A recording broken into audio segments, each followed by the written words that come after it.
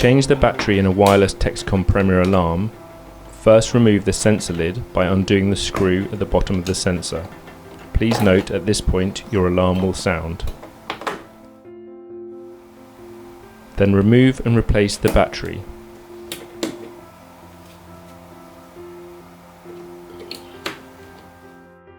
Finally, replace the sensor lid, making sure you replace the screw firmly. Now reset alarm by entering 4-digit code twice and pressing reset. The SmartSecurity team provide both telephone and on-site engineer support. Simply contact our team explaining your needs and we'll get your system fixed.